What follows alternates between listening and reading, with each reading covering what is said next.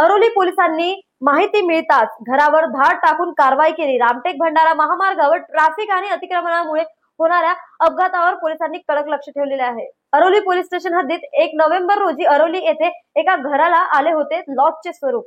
माहिती मिळताच अरोलीचे ठाणेदार स्नेहल राऊत यांनी तत्काळ धाड टाकून कारवाई केली। ठाणेदार राऊत यांनी प्रत्येक बारीक गोष्टीवर लक्ष ठेवले। रामटेक भंडारा महामार्ग 247 वर ट्रॅफिक वाढत असून रोडच्या मध्यभागी बॅनरमुळे अपघात होण्याची शक्यता आहे। दुकान रस्त्यावर असल्यामुळे पार्किंगसाठी जागा नाही, ज्यामुळे अपघाताला नियंत्रण मिळत आहे।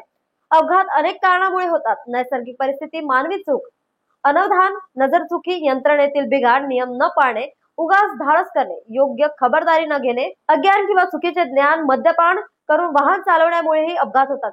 याला आळा घालण्यासाठी अरोलीचे ठाणेदार स्नेहल राऊत व ट्रॅफिक पोलीस शंकर मडावी यांनी सांगितले की पुढे वाहतूक कोणी व रस्त्यावर अतिक्रमण पूर्णपणे रोखण्यात येईल। न्यूज एक्सप्रेस करिता पूनम बोरकर यांची बातमी।